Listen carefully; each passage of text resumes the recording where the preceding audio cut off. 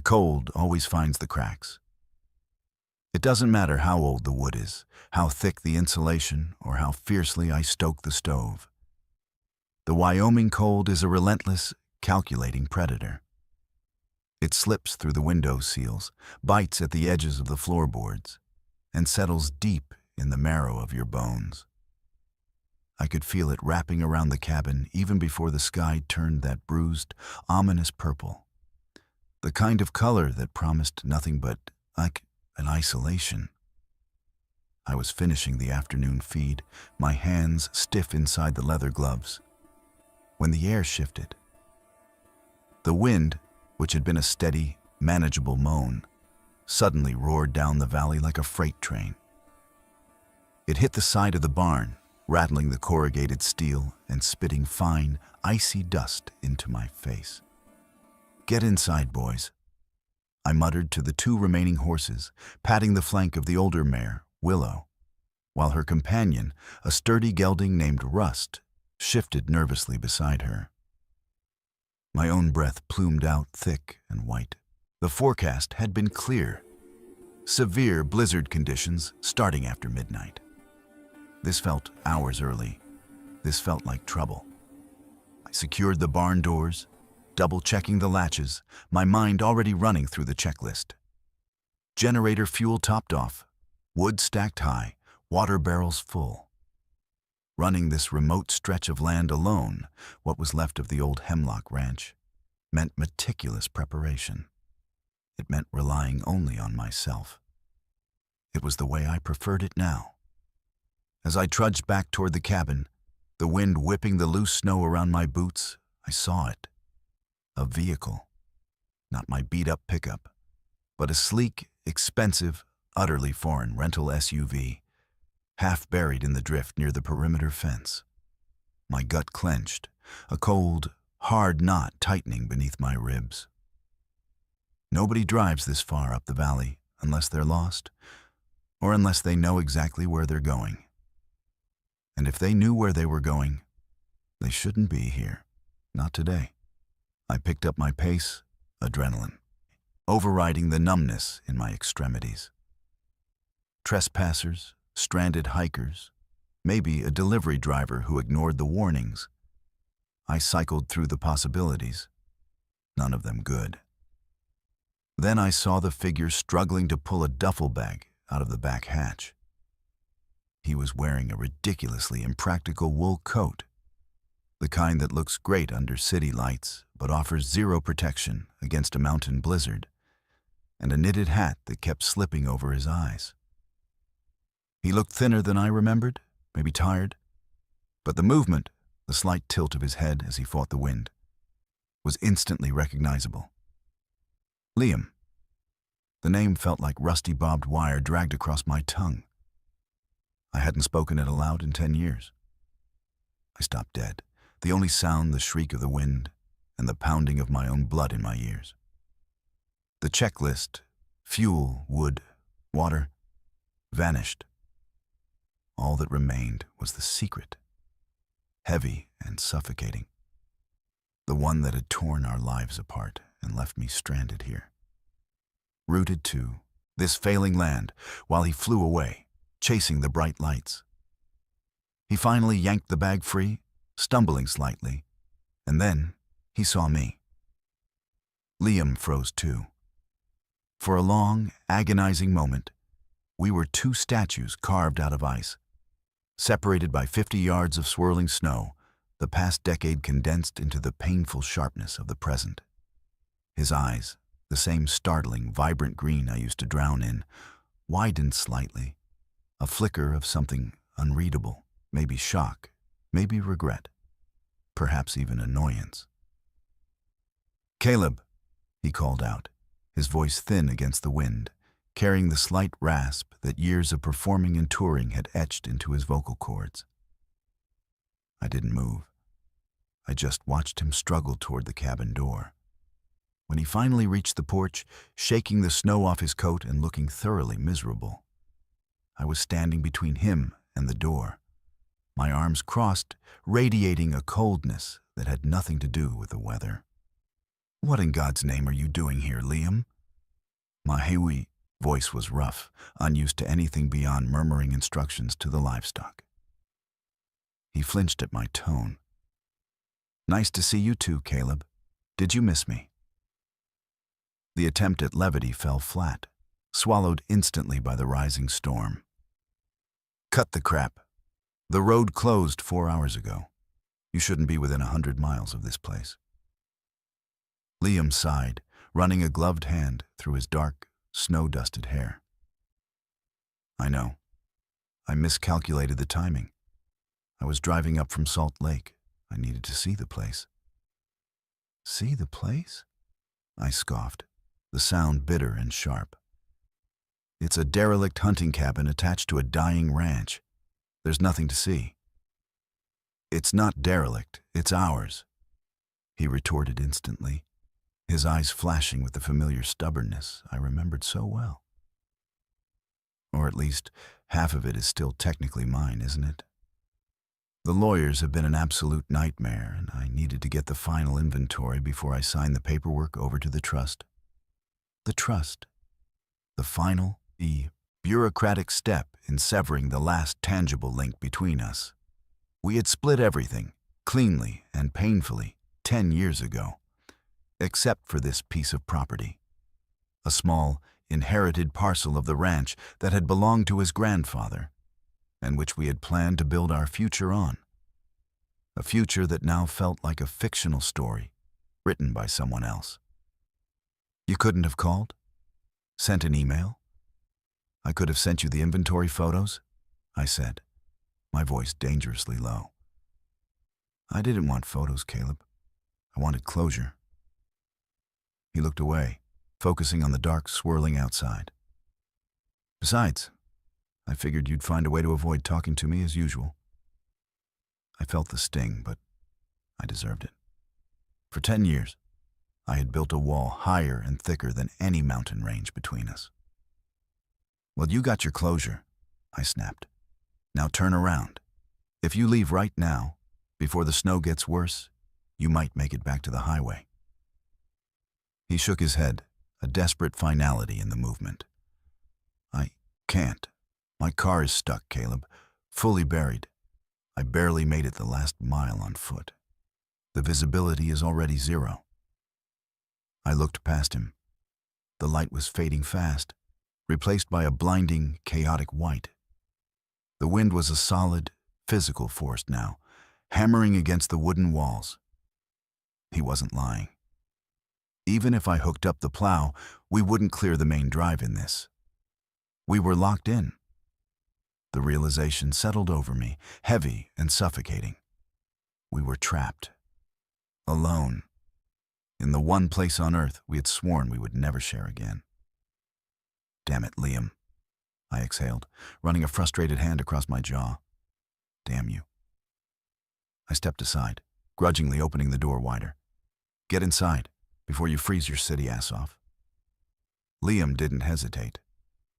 He slipped past me, the air rushing in behind him, bringing a blast of freezing wind and the faint, unsettling scent of expensive cologne mixed with snow. He dropped his bag just inside the entryway, taking in the familiar, Spartan interior of the cabin. The stone fireplace, the worn leather sofa, the shelves lined with dusty books. It was exactly as we had left it, except now it was only mine. It smells the same, he murmured, a hint of genuine nostalgia softening the tension in his shoulders. Pine and wood smoke. It's a cabin, Liam. That's what cabins smell like, I said curtly, already moving toward the windows, checking the storm shutters.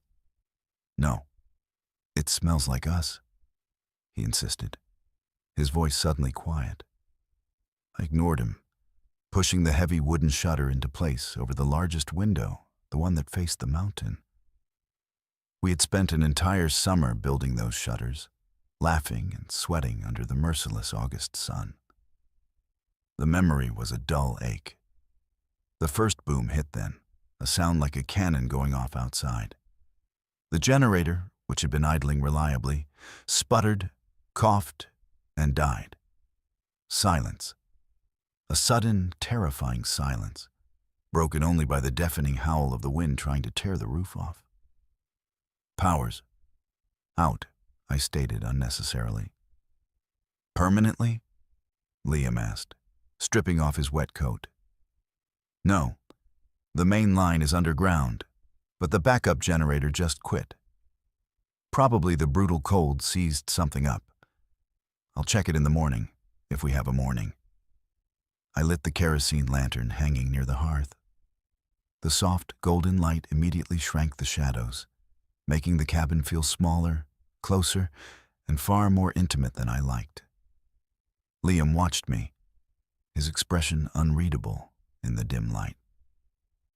He looked less like the globally successful musician whose face occasionally graced the covers of glossy magazines, and more like the boy who used to skip stones with me down by the creek. The boy I had loved more than breathing. "I only packed enough food for a day trip," he confessed, gesturing toward his duffel. "A few protein bars and some terrible gas station coffee. Don't worry, I'm a rancher." "We stock up for the apocalypse," I replied, managing to keep the sarcasm out of my voice. "We have enough provisions for a week, maybe 2 if we ration." I busied myself, pulling out 2 heavy wool blankets from the cedar chest and placing them on the sofa. "You take the sofa. I'll take the cot in the storage room," I instructed. "Caleb, don't be ridiculous. It's freezing in here already. We can share the bed. It's big enough," he offered, the words sounding casual, yet they electrified the air between us. My head snapped up. "No, absolutely not." The bed. The old, sturdy 4-poster oak bed we had bought together carried up the mountain piece by agonizing piece.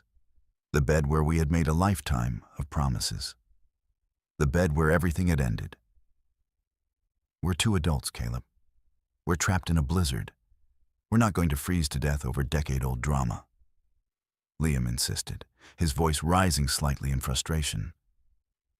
"The drama isn't decade-old, Liam. It's permanent. And I'm not sleeping next to you." I walked away, retreating into the small, windowless storage room near the back, dragging the rickety cot into place. I heard him sigh heavily outside, the sound carrying clearly through the thin door. He didn't argue further. The storm had forced us into proximity, but it couldn't force us into peace.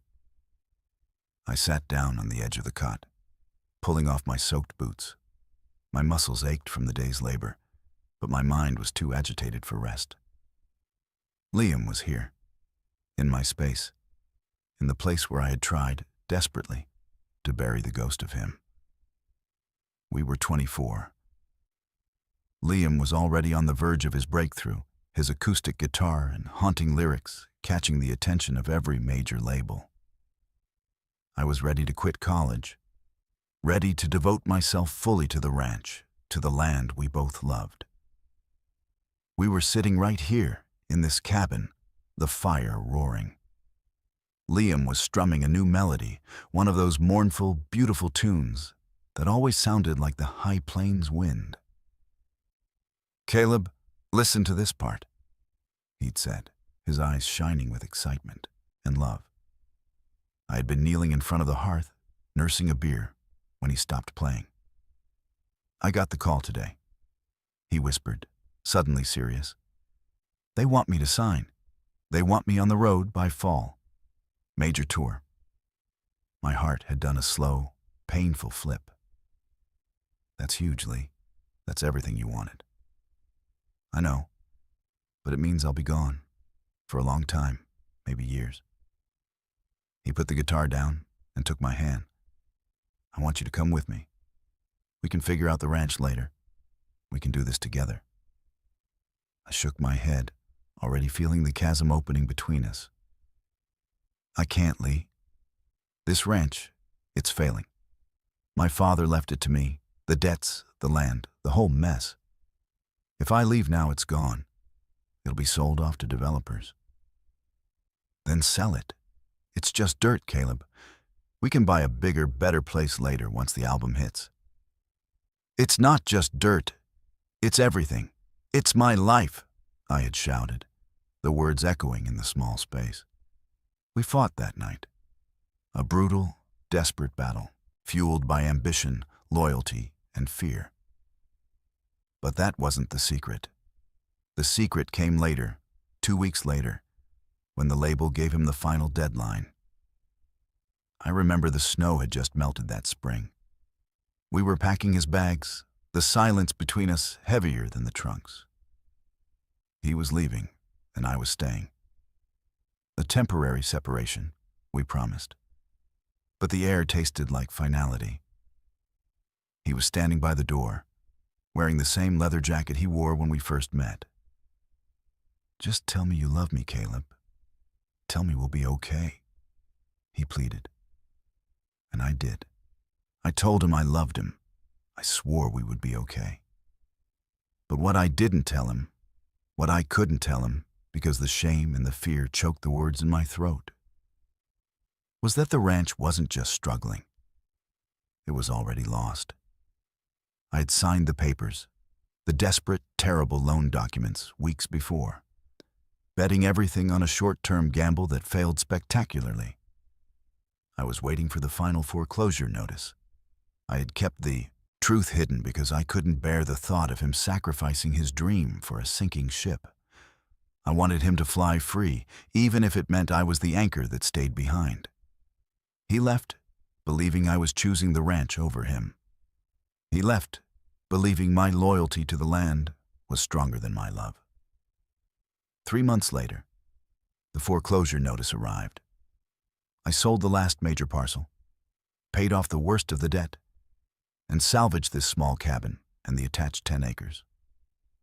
I kept the secret locked away, knowing that if Liam ever found out the truth, that I had let him walk away for a ranch that was already gone, it would break him, or worse, it would bring him rushing back, full of misplaced guilt, and ruin his burgeoning career. So I let him hate me. I let him think I was the stoic, land-obsessed fool. It was easier than confessing the depth of my failure and my sacrifice.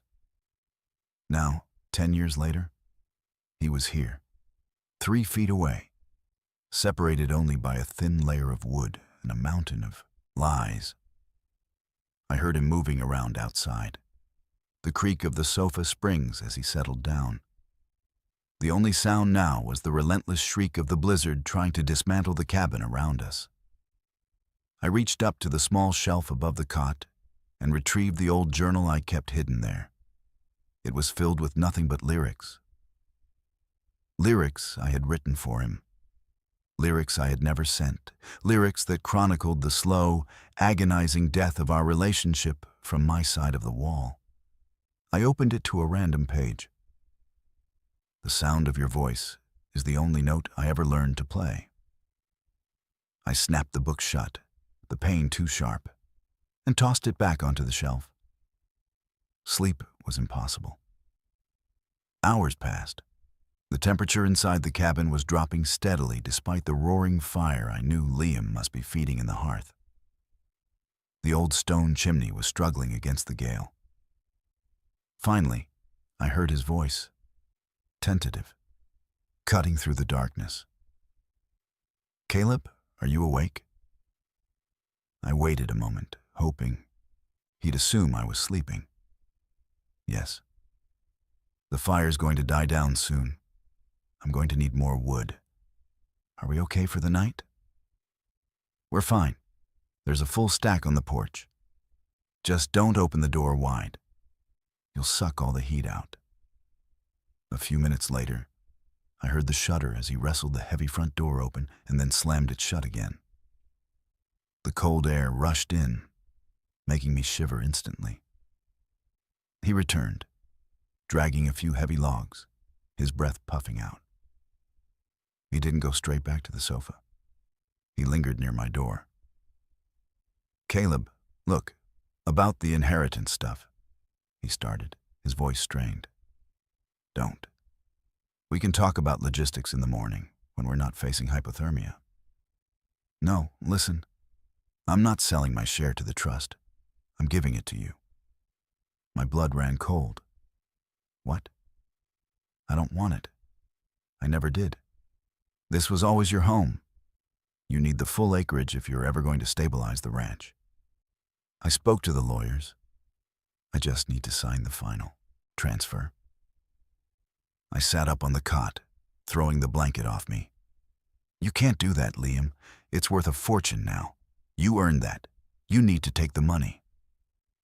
And you think I need the money? He laughed, a short, bitter sound. Caleb, I'm a multi-platinum touring artist. I don't need the money. I need peace. And this land is what keeps you anchored here. It's what you chose over me. So take it. Let me finally be rid of it. His words, intended as a gift, twisted the knife of my secret deeper into my chest. He still believed the narrative I had manufactured for him. He still believed the ranch was the great love of my life, the reason I had sacrificed him. I stood up, pushing the door open sharply. He was standing there, silhouetted against the dim glow of the fireplace, looking heartbreakingly vulnerable. You don't get to be magnanimous, Liam. I spat, stepping out into the main room. You don't get to swoop back in after 10 years, drop a truckload of cash on me, and then pretend you're cleaning up your conscience. I'm trying to be decent, he argued, throwing his hands up in exasperation. I'm trying to make a clean break, Caleb. Why do you always have to make everything a fight? Because you left. You left me here. You walked away and never looked back. The words were out before I could stop them, raw and full of the pain I had suppressed for a decade. Liam's face hardened, the vulnerability replaced by fierce anger. I left because you gave me no choice. You built this wall around yourself. You told me that this miserable, frozen dirt was more important than anything we had. You chose your father's legacy over our future. You don't understand anything, I whispered, turning away, unable to look at the accusation in his eyes. Then make me understand, Caleb. Tell me, why did you let me go? Why did you let us burn down like this? His voice cracked on the last word. Give me one good reason why I spent 10 years writing songs about the hole you left in my life. He stepped closer, the tension between us thick enough to choke on. The air was charged, not just with resentment, but with the lingering, undeniable current of the chemistry that had always defined us. We were standing too close. I could smell the faint scent of the wood smoke clinging to his coat, the familiar, comforting warmth beneath the new, expensive cologne. I clenched my fists, fighting the sudden, overwhelming urge to reach out and touch him, to pull him close and confess everything. But the secret was too heavy, too destructive. If I told him the truth now, that I had lied, that the ranch was already gone when he left, that I had forced him away to save his career, it would shatter the carefully constructed reality of his success. It would be a cruel burden on the man who had finally found happiness. There is no reason, Liam, I lied, letting the bitterness coat my words. It was exactly what you thought. I chose the ranch. I chose my life here. You were just collateral damage. The lie landed like a physical blow.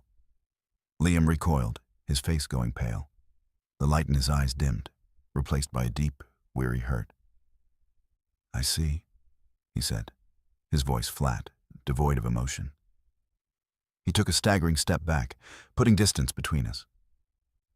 Well, at least that's honest. He turned abruptly, tending to the fire, his back ramrod straight, a clear sign that the conversation, and perhaps any chance of reconciliation, was over. I stood there, watching the rigid line of his shoulders, feeling the crushing weight of my self-imposed solitude. I had protected his career, but I had obliterated my own heart in the process. The storm outside raged on, a perfect mirror to the tempest brewing inside the cabin. We were trapped, not just by the snow, but by the decade-old lie that kept us apart. I retreated to the storage room, the rickety cot feeling like a prison sentence. I pulled the blankets tight around me, but the cold, both external and internal, was inescapable. How long would this storm last? I wondered, dreading the answer. We had days ahead of us. Days of forced proximity, days of silence punctuated by the dangerous friction of our unresolved past. If you're captivated by Caleb and Liam's painful reunion, don't forget to like this video and subscribe to the channel. Tell us in the comments, do you think Caleb made the right choice by keeping his secret? Or should he confess the truth to Liam? The night was endless, a symphony of howling wind and cracking timber that made sleep a laughable concept. Every gust felt like a personal assault on the cabin, and every creak of the floorboards reminded me that Liam was just a few feet away, wrapped in blankets on the sofa, believing the worst of me. I woke before dawn, shivering despite the heavy wool. The fire had died down to a faint orange glow, and the storage room air was sharp with cold. I sat up on the miserable cot, my back protesting the abuse, and listened. The wind was still a furious beast, but the high-pitched shriek was gone, replaced by a deep, grinding roar, the sound of tons of snow being dragged across the roof and walls. I pulled on my thermal undershirt and jeans, wincing at the cold fabric. When I pushed the storage room door open, the main cabin was submerged in freezing twilight. Liam was a lump under the blankets, his dark hair visible just above the edge of the pillow. I moved silently to the hearth, careful not to wake him, and began the slow, painstaking process of rebuilding the fire. I used the small bellows, coaxing the embers back to life, the scent of fresh pine resin filling the air. Morning. His voice was rough with sleep, and I jumped slightly, dropping the bellows. "Didn't mean to startle you," Liam said, sitting up. He rubbed his eyes, the movement slow and tired. He looked exactly like the 20-year-old kid who used to crash on my sofa after a gig, except now the lines around his eyes were deeper, etched by jet lag and fame. "You should have slept longer. It's barely 6. I kept my back to him, feeding a thick piece of cedar onto the growing flame. "Hard to sleep when it sounds like a polar bear is trying to dismantle the chimney," he muttered, swinging his legs over the side of the sofa. He was wearing an expensive pair of gray sweatpants and a thin white t-shirt. The sight of his bare arms, lean and toned, sent a ridiculous, unwelcome jolt through me. "Stay put. It's freezing out here." "I'm not going to let you freeze alone, Caleb. You're being ridiculous." He stood up, stretching. The movement was fluid, practiced, the kind of casual grace that always drew eyes to him, even now, buried in a frozen cabin. "The fire's going. I'm making coffee. Instant, sorry," I said, filling the kettle with water from the barrel. "Instant is fine. We're in a survival situation," he replied, reaching for his duffel bag. He pulled out a thick, slightly worn blue sweater, one I didn't recognize, and pulled it over his head. The ensuing hour was characterized by tense, practical silence. We worked around each other with the strained courtesy of strangers, each action carefully calibrated to avoid contact or conversation. I made the coffee. He found the oatmeal and boiled water for it. We ate standing by the hearth, drawing warmth from the flames, watching the snow lash against the small, reinforced windows. "I need to check the generator," I finally said, setting my empty mug down. Liam looked at the windows, where the snow was piled halfway up the glass. "Are you serious? You won't see 3 feet out there." "If we lose the battery power for the radio, we're completely cut off. And if the temperature drops much further, the pipes are going to burst." I need to get the heat back on, or at least confirm what's broken. I'm coming with you. I fixed him with a hard stare. No, you're not. This isn't a music video, Liam. This is dangerous. Stay inside. Keep the fire stoked. And watch you crawl out into a potential whiteout alone? Absolutely not. My car is buried somewhere out there, and I know where the generator's shed is. Besides, he added, a flicker of that old, challenging spirit returning to his eyes, I'm not as useless as I look in this coat. He was right. When we were younger, Liam was always the one who could fix anything mechanical. He had an innate understanding of engines and gears that I, ironically, lacked. I sighed, defeated. Cooperation was necessary, even if it felt like peeling back the skin of an old wound. Fine, but you do exactly what I say. We're tethering ourselves together, and we're taking the emergency lantern. If you feel dizzy or disoriented, you tell me immediately. The preparation was almost intimate. We pulled on layers of thick wool, heavy parkas, and face masks. I found the sturdy mountaineering rope and tied a secure knot around my waist, then passed the end to Liam, showing him how to secure it to his own. If I fall, you anchor. If you fall, I anchor. Do not let go of this rope, ever, I instructed, my voice muffled by the scarf pulled over my mouth. He nodded, his eyes wide above the fabric, mirroring my sudden, acute fear. Stepping outside was like plunging into a solid wall of ice. The wind hit us with the force of a physical blow, stealing our breath. The air was blindingly white, the world reduced to the few feet of swirling snow immediately around us. Visibility was less than zero. We moved slowly, deliberately, using the rope as our lifeline. I navigated by memory, counting paces from the cabin porch to the generator shed, holding my arm out to feel for the familiar texture of the rough-hewn timber wall.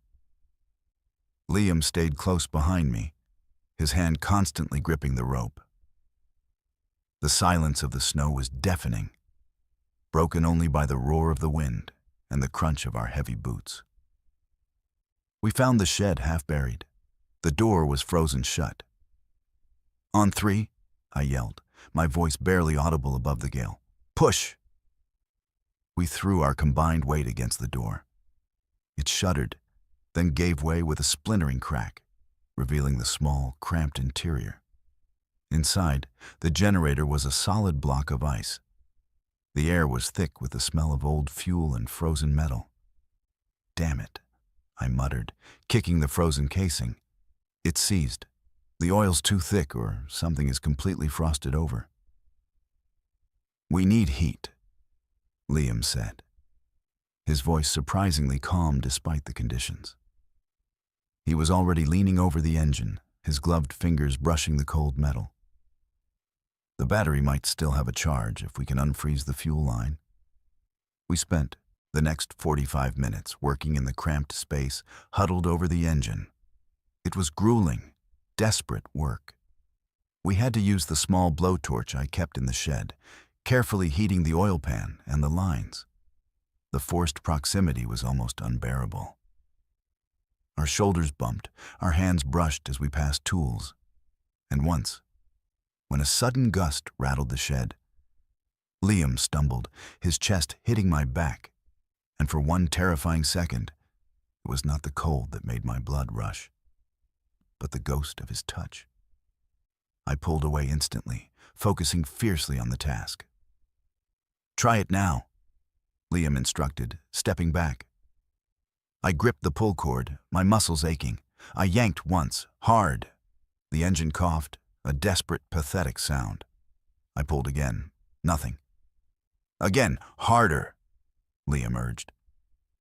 I took a deep breath, channeling all my frustration, guilt, and 10 years of loneliness into the pull. Vroom! The generator roared to life, shaking the shed. The sound was deafening, glorious, and immediately comforting. A wave of heat pulsed from the engine. Liam let out a whoop of triumph that was immediately stolen by the wind outside. He turned to me, his eyes shining with adrenaline and relief. And without thinking, he reached out and slapped my shoulder hard. "We did it, Caleb. We did the impossible." The contact was quick, fleeting, but it was the first spontaneous, genuinely shared moment we had experienced in a decade. It felt like a small, necessary exorcism. I merely nodded, trying to hide the tremor in my hands. "Don't celebrate yet. We still have to get back." The return journey was slightly easier, buoyed by the victory, but the strain was immense. We stumbled back into the cabin, exhausted, covered head to toe in white powder that instantly began to melt into icy water. I slammed the door shut behind us, leaning against it, breathing heavily. "That," Liam wheezed, peeling off his soaked gloves, "was the most terrifying thing I've done since my first stadium tour." I managed a dry laugh. "At least the stadium didn't try to bury you alive." The cabin was already warming up, the sound of the furnace kicking on a soothing counterpoint to the distant roar of the wind. "We need to get out of these layers, fast," I ordered, stripping off my parka. Hypothermia is a real danger. We shed the heavy, wet outerwear, tossing the sodden piles near the hearth. Liam was shivering violently, despite the generator running. "You're going straight into the shower," I commanded, grabbing a towel. "We have limited hot water, but you need to thaw out first." "No, you go. You were leading the whole way. You're shaking worse than I am." "I'm fine. I'm used to it." "You are not. Go," I snapped, pushing the towel into his hands. My tone was harsh, but the underlying concern was genuine.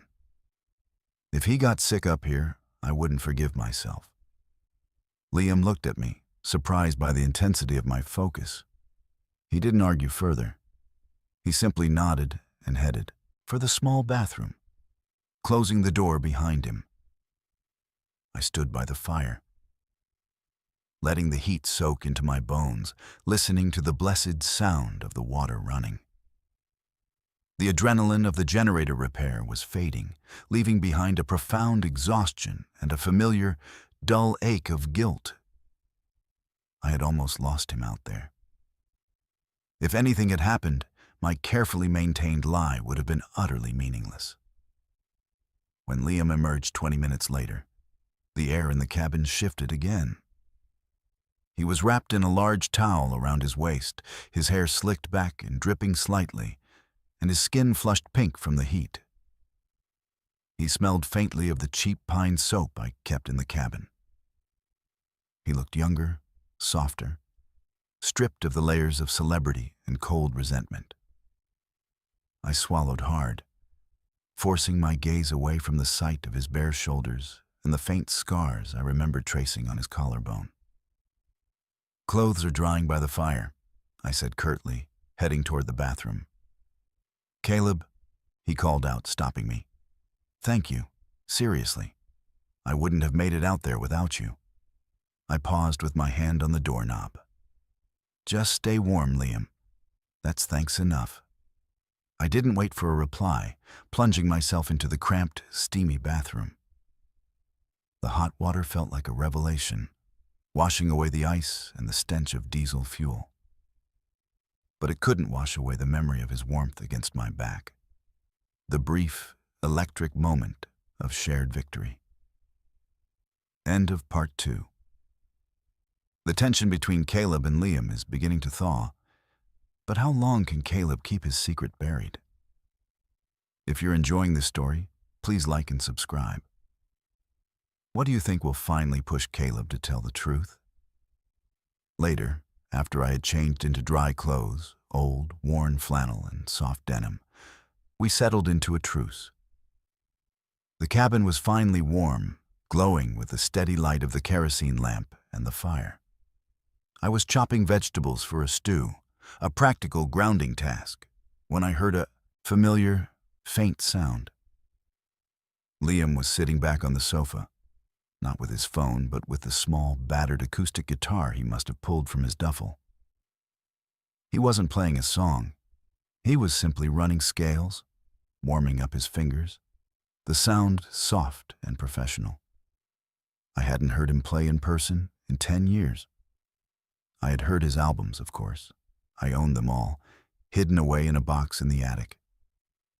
But the live sound, the natural resonance of the wood in the small space, was different. It was the sound of our youth. I kept chopping carrots, trying to appear unaffected. "Still playing that old thing?" I asked, my voice flat. Liam stopped the scale, plucking a single perfect chord. "This old thing is worth more than your entire ranch, Caleb. It's the one I wrote Windswept on. I take it everywhere." Windswept, his breakout hit. A mournful ballad about a choice made under duress, about two lovers separated by ambition and distance. A song I knew, in my soul, was about me. "It's a good song," I conceded, stirring the stew. "It's a lie mostly," he said quietly, shifting the guitar in his lap. "The fans think it's about choosing fame over love.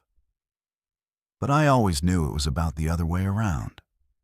It was about realizing I wasn't enough to make you choose me over this land." The familiar pain twisted in my gut. He was so close to the truth, yet still fundamentally wrong. "Don't romanticize it, Liam. It was a practical difference. You wanted bright lights, I wanted quiet dirt. We were incompatible. That's the easy answer, isn't it?" He looked up, his eyes catching the firelight. "But you know we weren't incompatible, Caleb. We were everything. We just had different timelines." He started playing again, not scales this time, but a slow, haunting melody I didn't recognize. It was complex, layered, infused with a maturity his earlier work lacked. It felt like a confession set to music. I leaned against the counter, unable to move, unable to breathe. His music always had that power over me. It stripped me bare, exposed the raw, emotional core I worked so hard to conceal. "What's that?" I asked, my voice barely a whisper. "A new one. I call it Anchor." He didn't look at me, his gaze fixed on his hands moving over the fretboard. "It's about someone who tries so hard to hold their ship in harbor that they end up grounding themselves instead. It's about the burden of perceived duty." The words felt like a direct hit. He was writing about my struggle, my sacrifice, but filtered through the lens of his misunderstanding. "It sounds heavy," I managed. "Love is heavy, Caleb, especially when it's 10 years of heavy silence." He played a complex chord progression, his fingers moving with devastating precision. Then the melody shifted, becoming something startlingly familiar. It was the tune he had been strumming that night 10 years ago, the night of our great fight. The tune that sounded like the high plains wind. Sang the first line, his voice low, resonant, and heartbreakingly perfect. I watched the ice creep in, slow across the panes, knowing the end was near, but never naming the pain. I closed my eyes. It was too much. The sound, the memory, the sheer weight of his presence. "Stop," I said, my voice sharp. Liam immediately stopped playing, the resulting silence immediate and jarring. "What?" "Don't play that here. Don't play your life story in my living room." He set the guitar down gently. "It's not just my life story, Caleb. It's ours. And I'm trying to understand why you threw it all away for a piece of land you barely managed to keep." I turned back to the stew, stirring furiously, trying to control the tremor in my hands. I couldn't tell him. Not now, not ever. The truth would ruin the integrity of his success, the foundation of the life he had built. I told you why. I chose the ranch, I repeated, the lie sounding weaker and more brittle than before. That's a lie, Caleb, and we both know it. Liam challenged, his voice rising, regaining its anger. You always loved this place, but you loved us more. Something else happened. Something you never told me. He stood up, walking toward me, closing the distance we had worked so hard to maintain. He stopped just behind me, close enough that I could feel the residual warmth radiating from his body. Tell me, he demanded, his breath ghosting over the back of my neck. We are trapped here. There's nowhere to run, nowhere to hide. Just tell me what was so terrible you had to let me hate you for a decade. I gripped the wooden spoon so hard my knuckles were white. The air was thick, charged with years of repressed desire and pain. I could feel the immense pull of him, the way my body still reacted to his proximity, the way my mind screamed for release. If I turned around now, I would fall apart. I would confess everything. I would risk destroying his career just to feel the relief of honesty. There's nothing to tell, Liam. You're looking for drama where there was just cold, hard fact. I lied one last time. He didn't move away. Instead, he took the spoon gently from my hand, setting it down on the counter. His fingers brushed mine, and the connection was instantaneous, electric, burning away the cold. He placed his hands lightly on my shoulders, turning me slowly to face him. His eyes searched mine, those brilliant eyes that had haunted my dreams for 10 years. We were nose to nose, the stew forgotten, the storm outside fading into irrelevance. All that existed was the raw, undeniable chemistry between us. I hate you for leaving, I whispered, the admission tearing itself from my throat. I hate you for making me leave, he countered, his gaze unwavering. The resentment was a thin veneer over something much deeper, much hotter. The air between us cracked with tension, and I knew, with a certainty that terrified me, that if I didn't move, something irreparable was about to happen. Something that would shatter the fragile emotional barrier I had erected. But before I could push away, Liam's gaze shifted. His eyes swept over the room, landing on the small, unassuming shelf above the storage room door. I know you think you protected me, Caleb, but I also know you don't throw away 10 years of history without leaving a trace. My blood ran cold. The journal. Had he seen it? What are you talking about? I demanded, trying to keep my voice steady. Liam didn't answer with words. He walked straight to the shelf, reached up, and his fingers brushed against the worn, leather-bound journal I had tried so hard to hide. He pulled it down. This, he said, holding it up. I saw you put it back last night. You haven't kept a diary since you were 16. What is this? Terror seized me. If he opened that book, if he read the lyrics, the confessions, the agonizing chronicles of my sacrifice and love, the entire facade would crumble. Put that down, Liam. It's nothing. Old ranch notes. I lied weakly. Ranch notes? He scoffed, his gaze hardening. He flipped open the cover. He didn't have to read far. The first page was a dedication, scribbled 10 years ago. 4L. My reason, my ruin. He flipped through a few pages, his eyes scanning the dense handwriting. He didn't need to read the full poems. The style, the passion, the raw emotional outpouring was clearly not a ledger of cattle feed.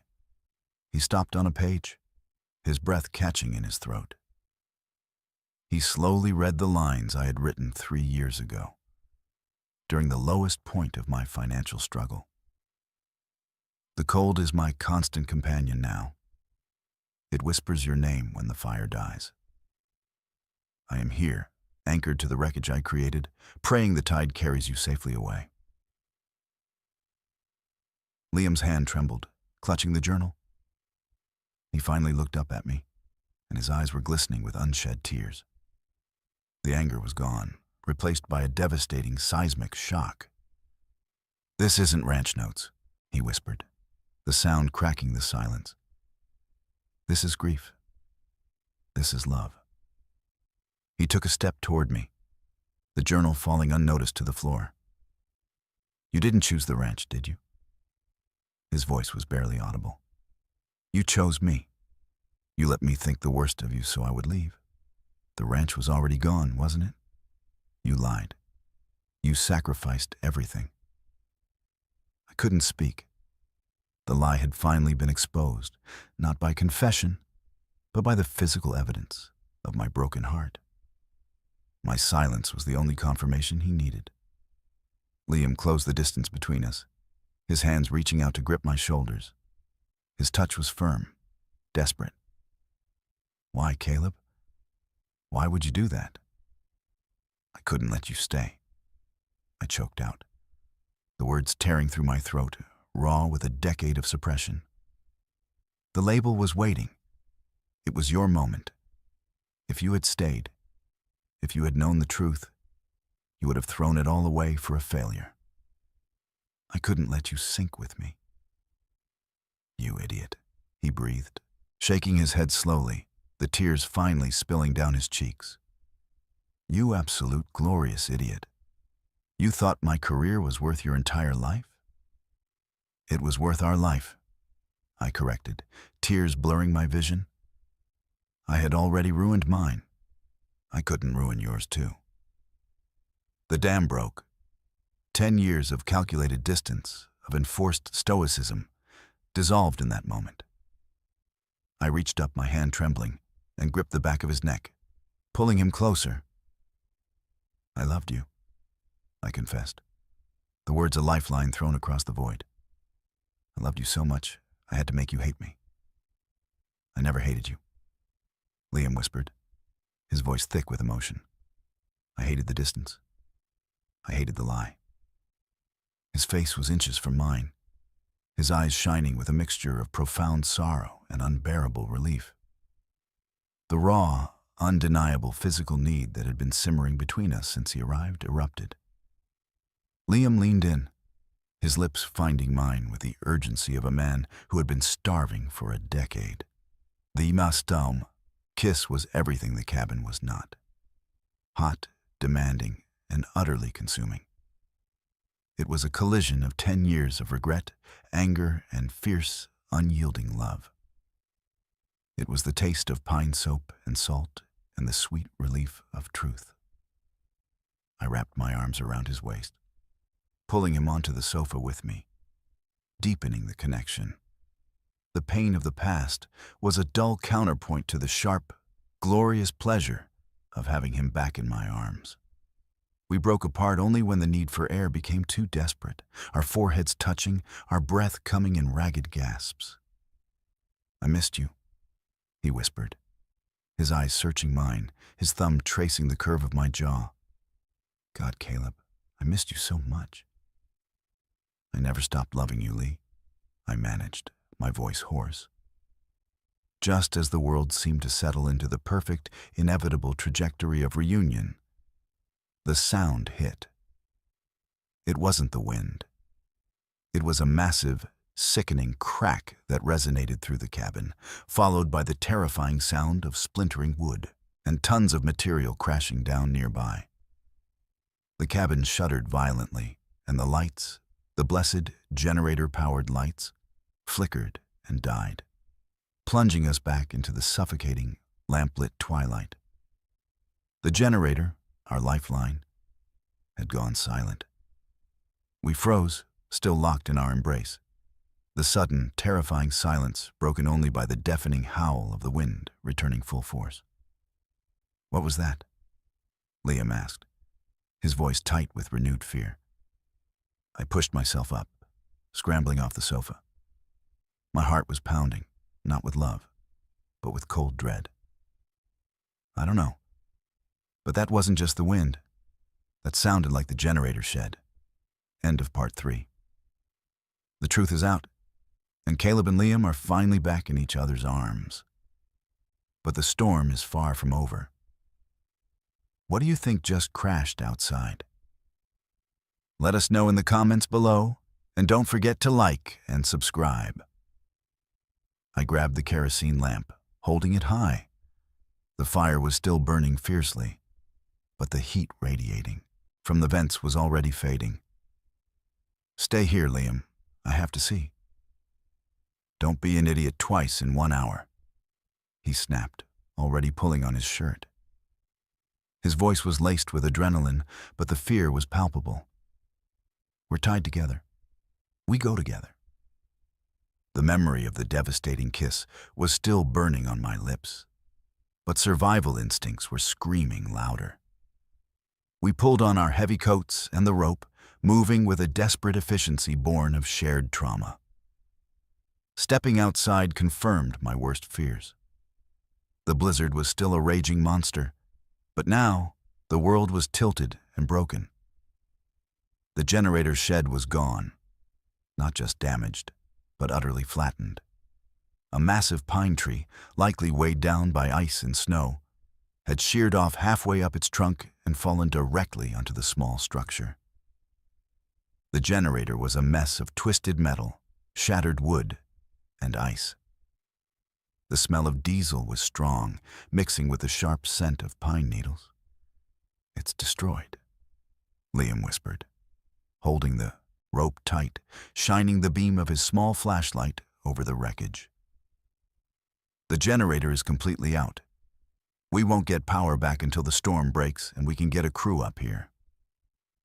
My mind raced through the implications. No generator meant no heat circulation, no well pump, meaning we'd have to melt snow for water soon, and critically, no way to charge the radio batteries. We were truly cut off now. "We need to salvage anything we can," I said, my voice grim. "Fuel cans, tools, but we can't stay out here."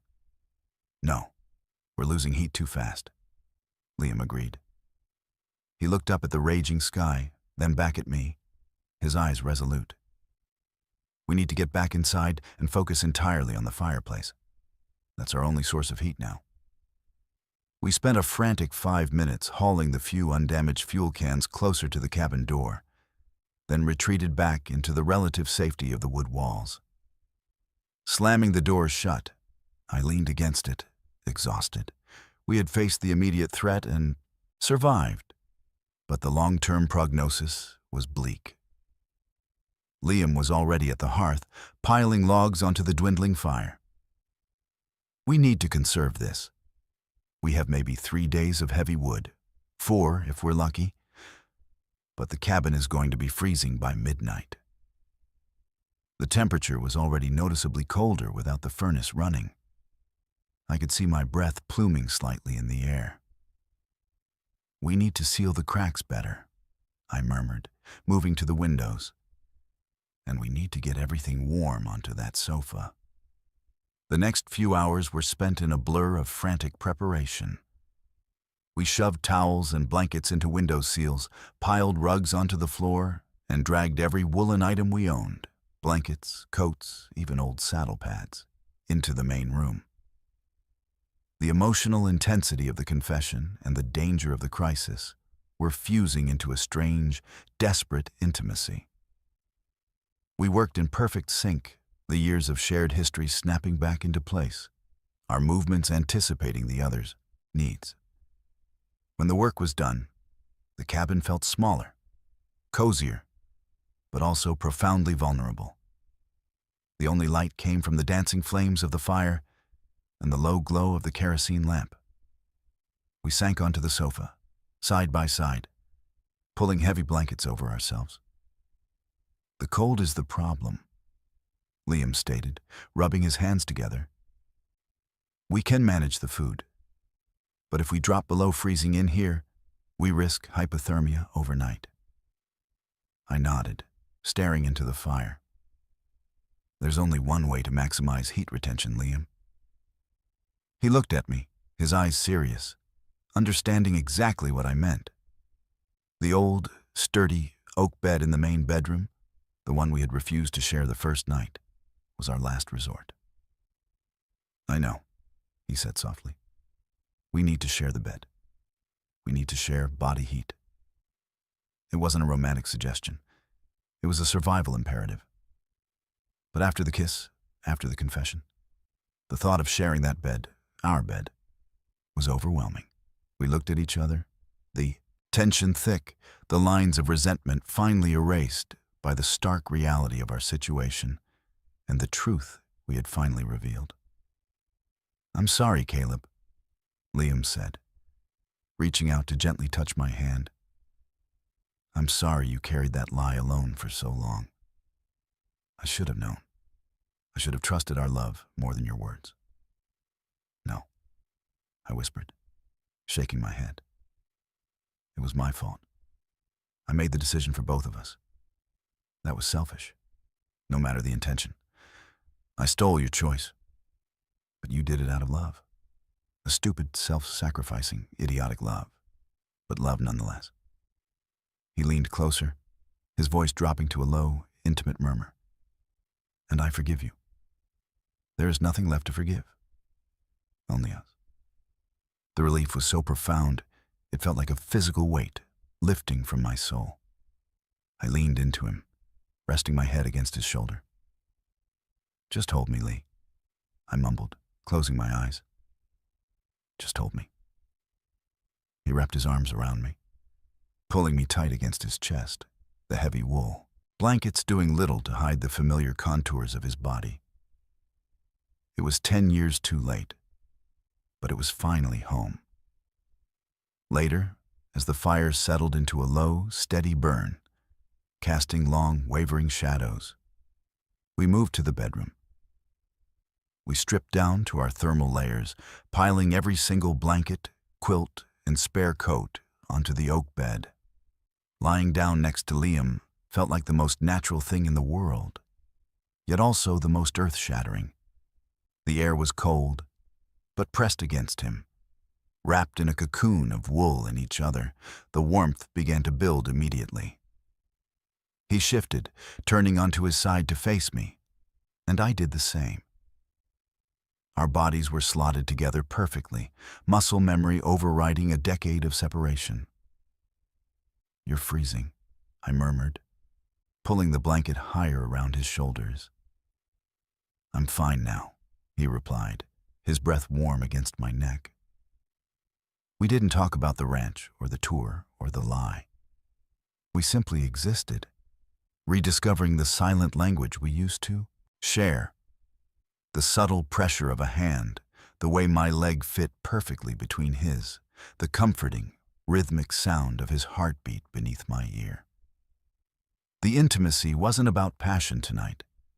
It was about connection, refuge, and the desperate need to confirm that the person who mattered most was real, tangible, and finally within reach.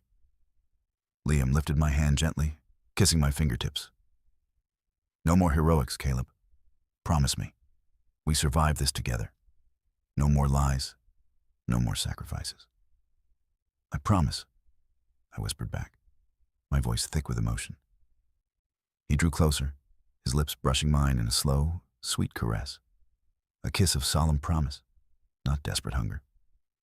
It was gentle, tender, a confirmation of forgiveness and devotion.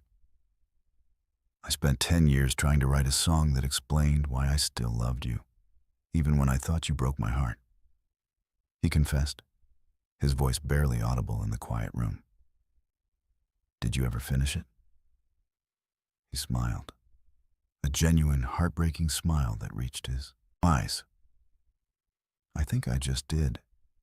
It's a duet, and it needed your voice." We lay there for hours, talking in hushed tones, filling in the gaps of a decade.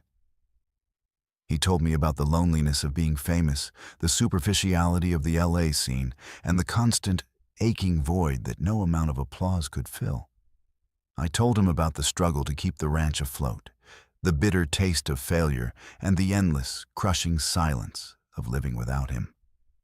I should have sold it, Caleb, he admitted, referring to the share of the cabin he was going to sign over. But I couldn't. It was the only place I knew you still existed, still breathed the same mountain air. I wouldn't have taken the money anyway, I said. I just needed you to be safe, Lee. We're safe now, and we're together, he insisted, tightening his hold on me. The storm can rage all it wants. It can't hurt us in here. End of part 4. Caleb and Liam are forced into the ultimate intimacy for survival. If the truth finally set them free, do you think they can survive the storm and build a new future together? Tell us your predictions in the comments below, and don't forget to like and subscribe for the conclusion. The third morning arrived with a silence so absolute it was almost frightening. The wind, that monstrous tenant of the valley, had finally retreated. I woke nestled against Liam's chest, the heavy blankets forming a perfect, warm cocoon. What mattered was the weight of his arm, draped possessively over me, the steady rhythm of his heart beneath my cheek. I shifted slightly, and Liam stirred, his eyes fluttering open. Those vibrant eyes, usually so wary and guarded when they looked at me, were now soft, filled only with sleep and affection. "Morning," he murmured, his voice husky. "Morning, Lee." I kissed him, a slow, lingering press of lips that tasted of forgiveness and relief. It wasn't the desperate, truth-fueled collision of before. It was a deliberate, gentle affirmation of where we stood. We lay there for a long time, listening to the cabin settle. The only sound was the crackle of the fire, and when I finally pushed aside the curtain over the small window, the musical drip of melting snow. "It stopped," Liam whispered, sitting up. I swung my legs out of the bed, the cold air hitting my skin like a shock, quickly pulling on my thermal shirt. "It stopped. But we aren't going anywhere today. We're buried." We dressed quickly, moving with the efficiency of two people who had spent days relying solely on each other. The urgency of survival was gone, replaced by the profound, terrifying necessity of planning a future. We had coffee, the last of the instant, by the roaring fire. The light pouring in from the windows was blinding, reflecting off the impossibly deep snowdrifts. The world was pristine, beautiful, and utterly silent. "I checked the radio batteries," I said, setting my mug down. "We have enough charge for a distress call, but nobody is getting up this road for at least 2 days. We have time." Liam looked at me, his gaze serious. "Good. We need it." He walked over to the sofa, picking up the leather-bound journal that had exposed my soul. He held it out to me. "I want you to burn this, Caleb," he said. I frowned, taking the book. "What? Why?" "Because it's a ledger of pain. It's a record of a life you thought you had to live alone. We don't need the anchor of that sacrifice anymore. We need to start a new book." I looked down at the familiar handwriting. The dedication, 4L. My reason, my ruin. I had carried that burden for so long. The thought of destroying the evidence felt like a betrayal of the past. But Liam was right. I walked to the hearth and, with a deep breath, tossed the journal into the brightest part of the flame. The leather curled, smoke billowed, and then the pages caught, turning instantly to bright orange fire, consuming 10 years of silent agony in minutes. The sight was strangely cleansing. "Thank you," I said, turning back to him. "Now, about the future," Liam pressed, the practical tone returning. "My tour starts in 3 weeks. It's non-negotiable. It's the biggest tour of my career. But I'm not spending 8 months on the road knowing you are here, sinking into debt and loneliness again." I nodded, bracing myself. "And I can't leave the ranch, Lee. I have the horses, the debris from the generator shed, the fencing. I have to stabilize this place, especially if we're going to keep it." "Exactly," he said, his eyes shining with conviction. "So we use my money to stabilize it. I spoke to the lawyers before I left Salt Lake. I'm not giving you my share of the land. I'm investing in the whole operation. We hire a temporary foreman, a damn good one, someone who knows this valley, to manage the feed and stock rotation while we're gone. We can fly back for check-ins between legs of the tour." He stepped closer, taking my hands. "You're coming with me, Caleb. Maybe not for the whole 8 months. You can come and go, but you are not staying here alone. I need you with me. The isolation of the road is brutal, and I need my anchor.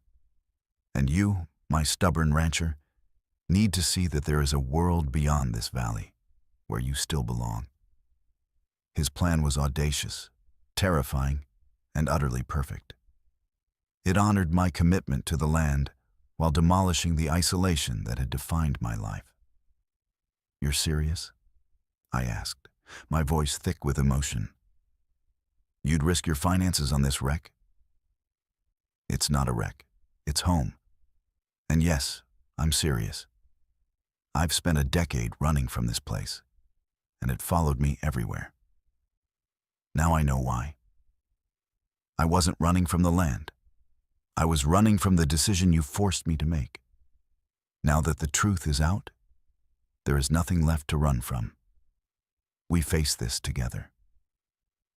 He pulled me into a fierce hug, holding me tightly, the scent of him grounding me in the present. "Okay, Lee," I whispered into his hair. "Okay, let's hire a foreman. Let's go on tour. Let's figure out how a rancher and a rock star build a life together." He pulled back, grinning, a genuine, dazzling smile that made the cabin feel instantly brighter. That sounds like a hell of a song title. We spent the rest of the day in a flurry of planning, the cold outside forgotten in the heat of our shared purpose. We went through my meager financial records, discussing budgets and timelines, mapping out the complicated logistics of merging two wildly different lives. Later, as the sun began to set, painting the snowdrifts in soft shades of pink and gold, Liam retrieved his guitar. "I need to record this before it disappears," he said, pulling out a small recording device from his bag. He sat cross-legged on the sofa, the firelight reflecting in the polished wood of the instrument. He began to play the slow, haunting melody he had been working on, the one he called Anchor. But this time, the melody was different. It still held the mournful quality of the high plains wind, but a new, stronger chord progression emerged, leading to a climax that felt triumphant. When he finished playing, he looked up at me, his eyes expectant. "The end is wrong," I pointed out, leaning against the counter. "What's wrong?" "The final verse. It's still all your voice, your side of the story. The song needs to end here. With us.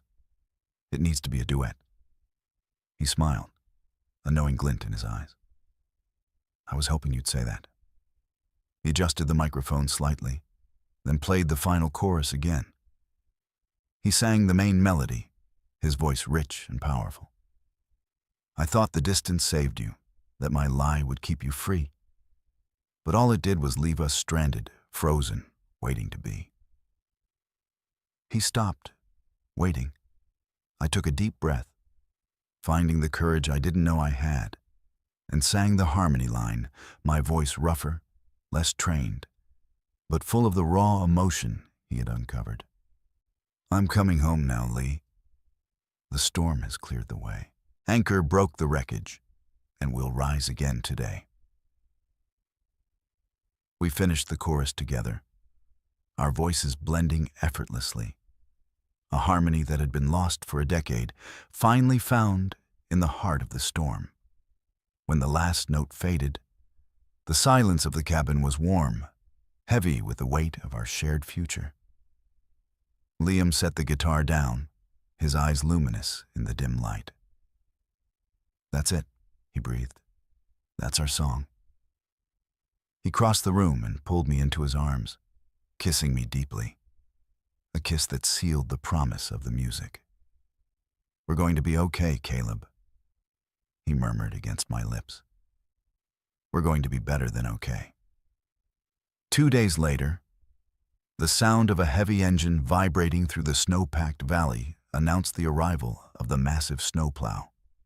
The rescuers were stunned to find us, the famous musician and the reclusive rancher, safe, warm, and standing together in the doorway of the small cabin. We packed quickly. Liam ensured the cabin was secured, the fire banked, and a tarp placed over the wreckage of the generator shed. I gave final instructions to the plow driver, who promised to return the next week with equipment to start clearing the main property. As we walked away from the cabin, trudging through the chest-high trenches cut by the plow, I looked back.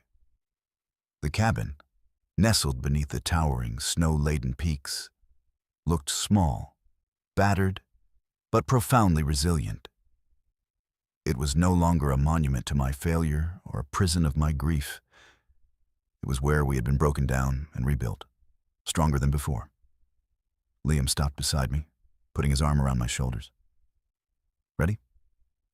I looked at him, at the man who had been my best friend, my lover, my greatest regret, and now my future. He was wearing my old, thick wool coat over his expensive sweater, his famous face etched with exhaustion, but his eyes were bright with a hope that mirrored my own.